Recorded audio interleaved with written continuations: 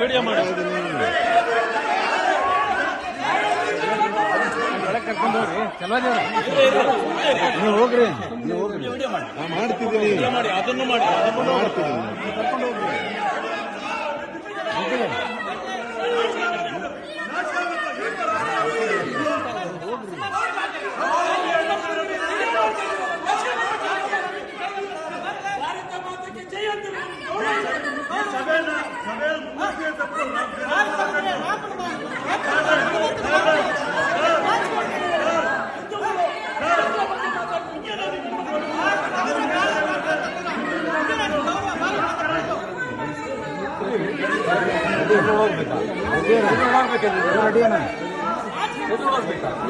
ಮಾತಾಡ್ಲಿ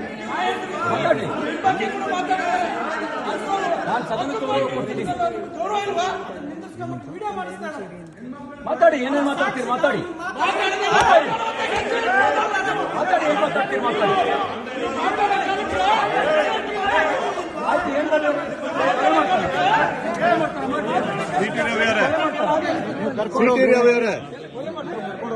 ಸಿಟಿ ರವಿ ಅವರೇ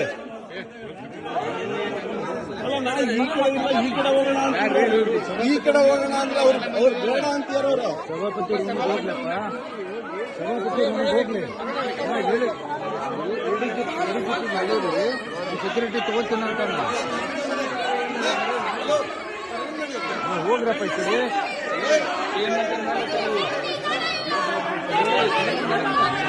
ಕರ್ಕೊಂಡು ಹೋಗಪ್ಪ,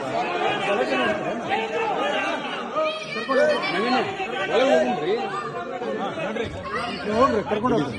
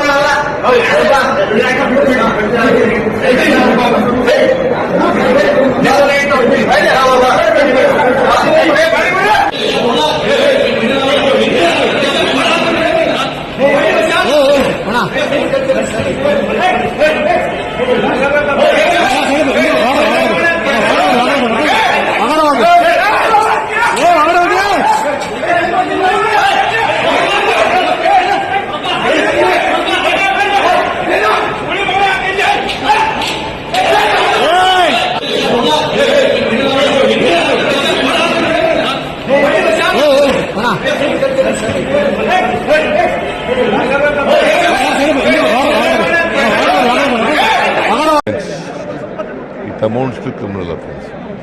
ಅವರು ಲಕ್ಷ್ಮೀ ಹೆಬ್ಬಾಳ್ಕರ್ ಅವರು ಕಂಪ್ಲೇಂಟ್ ಕೊಟ್ಟಿದ್ದಾರೆ. ಸಭಾಪತಿಗಳು ಕಂಪ್ಲೇಂಟ್ ಕೊಟ್ಟಿದ್ದಾರೆ, ಪೊಲೀಸ್ ಸ್ಟೇಷನ್ಗೂ ಕಂಪ್ಲೇಂಟ್ ಕೊಟ್ಟಿದ್ದಾರೆ. ಪೊಲೀಸ್ನವ್ರು ಏನು ಕ್ರಮ ತಗೋತಾರೆ ನೋಡ್ಬೇಕು. ನಾನು ಇರಲಿಲ್ಲ ಅಲ್ಲಿ, ಕೌನ್ಸಿಲ್ನಲ್ಲಿ ಇರಲಿಲ್ಲ. ಬಟ್ ನನಗೆ ಕೌನ್ಸಿಲ್ ಮೆಂಬರ್ಗಳೆಲ್ಲ ಬಂದು ಹೇಳಿರ್ತಕ್ಕಂಥದ್ದು ಭಾಳ ಕೆಟ್ಟ ಪದ ಬಳಸಿದ್ದಾರೆ ಅಂತ. ರವಿಯವರು ಟಿ ರವಿ ಭಾಳ ಕೆಟ್ಟ ಪದ ಬಳಸಿದ್ದಾರೆ. ಅದು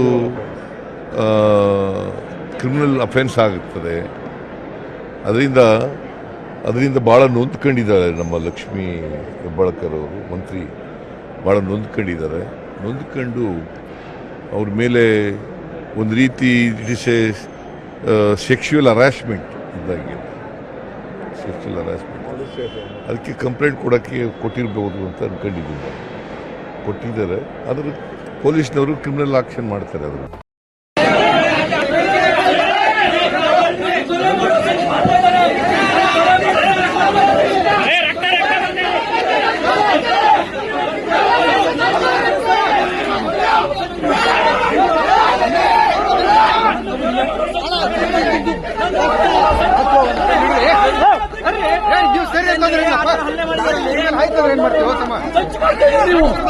ಕೊಲೆ ಮಾಡೋ ಸಂಚು ಮಾಡ್ತಾರೆ. ಕೊಲೆ ಮಾಡೋ ಸಂಚು ಮಾಡ್ತೀಯ.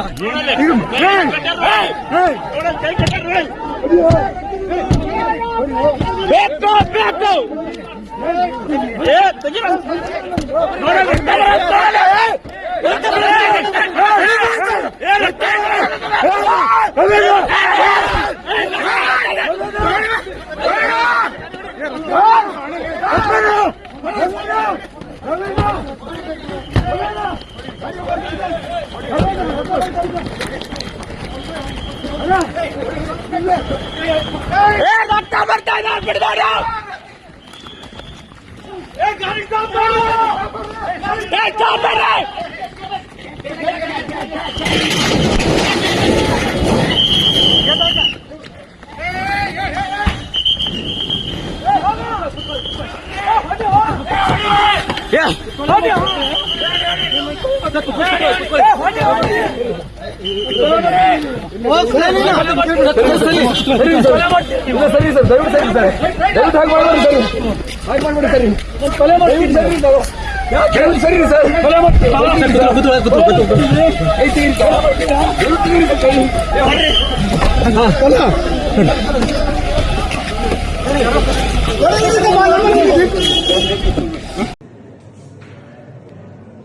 ಸುಮಾರು 8 ಗಂಟೆಗೆ ನಮ್ಮನ್ನು ಖಾನಾಪುರ ಪೊಲೀಸ್ ಠಾಣೆಗೆ ಕರ್ಕೊಂಡು ಬಂದಿದ್ದಾರೆ. ನನ್ನ ಮೇಲೆ ಯಾವ ಮೊಕದ್ದಮೆ ದಾಖಲಾಗಿದೆ ಅಂತ ನನಗೆ ಹೇಳಿಲ್ಲ. ನಾನು ಕೊಟ್ಟ ದೂರನ್ನು ಗಂಟೆಗಟ್ಟಲೆಯಿಂದ ಸ್ವೀಕಾರ ಮಾಡ್ದಲೇ ನಾನು 0 FIR ಹಾಕಿ ಅಂತ ಹೇಳ್ತಾ ಇದ್ದೀನಿ. ನಾನು ಕೊಟ್ಟ ದೂರನ್ನು ದಾಖಲಿಸ್ತಾ ಇಲ್ಲ. ಈಗ ಇಲ್ಲಿಂದ ಇನ್ನೆಲ್ಲಿಗೋ ಕರ್ಕೊಂಡು ಹೋಗುವಂಥ ಸಂಚು ನಡೆಸ್ತಾ ಇದ್ದಾರೆ. ಎಲ್ಲಿಗೆ ಕರ್ಕೊಂಡು ಹೋಗ್ತಾ ಇದ್ದಾರೆ ಅಂತ ಗೊತ್ತಿಲ್ಲ. ನನ್ನ ಜೀವಕ್ಕೆ ಅಪಾಯ ಇದೆ. ನನ್ನ ಜೀವಕ್ಕೆ ಏನಾದರೂ ಅಪಾಯ ಆದರೆ ಅದಕ್ಕೆ ಕಾರಣ ಇಲ್ಲಿರುವ ಕಾಂಗ್ರೆಸ್ ಸರ್ಕಾರ.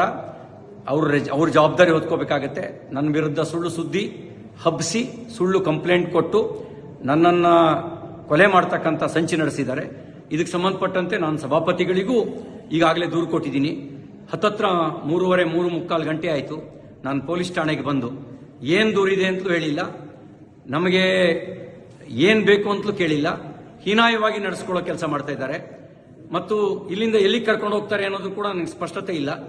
ನನ್ನ ಜೀವಕ್ಕೆ ಏನಾದರೂ ತೊಂದರೆ ಆದರೆ ಅದಕ್ಕೆ ಪೊಲೀಸರು ಮತ್ತು ಇಲ್ಲಿಯ ಸರ್ಕಾರ, ವಿಶೇಷವಾಗಿ ಲಕ್ಷ್ಮೀ ಹೆಬ್ಬಾಳ್ಕರ್, DK ಶಿವಕುಮಾರ್ ಅವ್ರ ತಂಡವೇ ಇದಕ್ಕೆ ಕಾರಣ ಆಗುತ್ತೆ ಅನ್ನೋದನ್ನ ಈ ಮೂಲಕ ನಾನು ತಿಳಿಸೋದಕ್ಕೆ ಬಯಸ್ತಾ ಇದ್ದೀನಿ. ಎಲ್ಲವೂ ನಿಗೂಢವಾಗಿದೆ.